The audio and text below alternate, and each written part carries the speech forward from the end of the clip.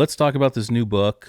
I did know some about theurgy just from going back 4 or 5 years ago. I went through all the pre-Socratics and Platonic dialogues a ton and stuff like that. Um, what got you into the topic, and why don't you kind of explain what it is? Because people might have heard the word before, but I don't think a lot of people actually know what theurgy is.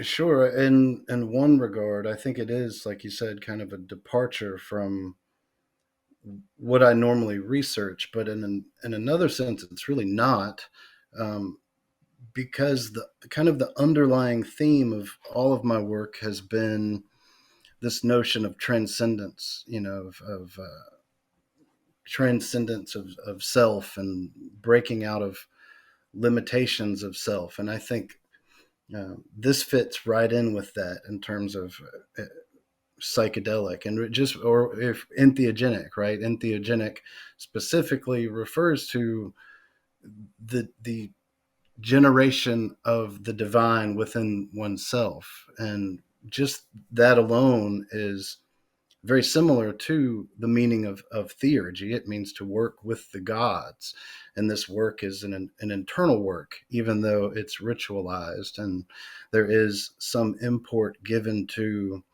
the manipulation of material things as symbols that transcend their basic stations. So they're similar, but you're right. It is different from anything I've done in the past because it's not really about psychedelics, but it is very psychedelic. The content of it and what it's actually describing. Theurgy itself, like I said, it means to work with the gods or the work of the gods. It's a combination of two Greek words, one meaning deities or deity, and the other meaning work. So you could spin it a number of ways, but those are the basic concepts in that conjuncted word.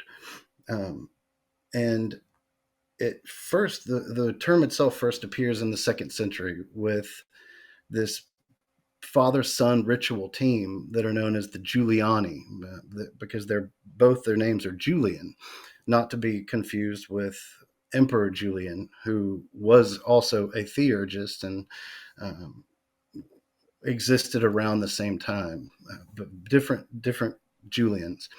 And what it basically consists of is their uh, contacting certain deities, in this case, largely Apollo and Hecate, and the deities speaking through them in this oracular form and these divine utterances.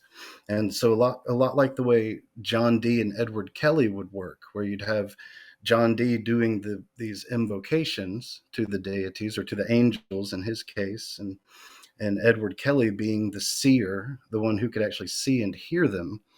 It worked a lot like that with this call and response kind of technique.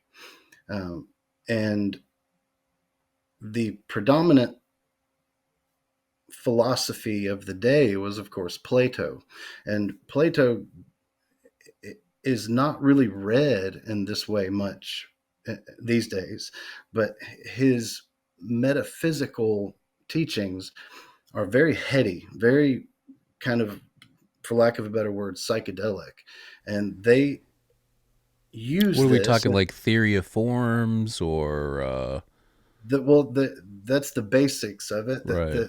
That there's the sensible reality, which is the world of the senses and objects that we can perceive with our senses and touch them, and but behind that is this ultimate reality that is more real than this one. And in that reality, of course, like you said, the forms or the ideas, these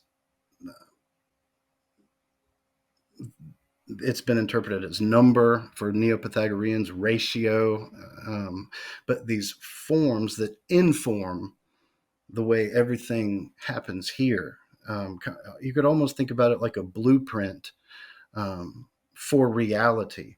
And what the theurgists are actively trying to do is explore this blueprint and Plato, in his Phaedrus dialogue, which is where we get the famous soul chariot idea, that the soul has this vehicle that can carry it to the station of the gods, where one can not only just directly perceive but participate in these divine actions in the realm of the gods, which is, in pre-Socratic thinking, that's not how things worked. You have this concept of going into the underworld and facing divinities and things, but prior to Plato, there really wasn't any talk about man going up Mount Olympus. That was for the gods, and it's normal for a post-Christian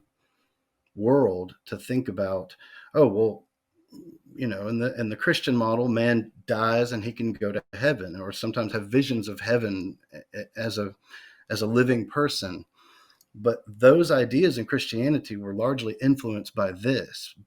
Christianity is thoroughly Platonic in a number of different ways, but Plato introduced this idea that man could ascend and be at one with the gods and have this experience of the divine.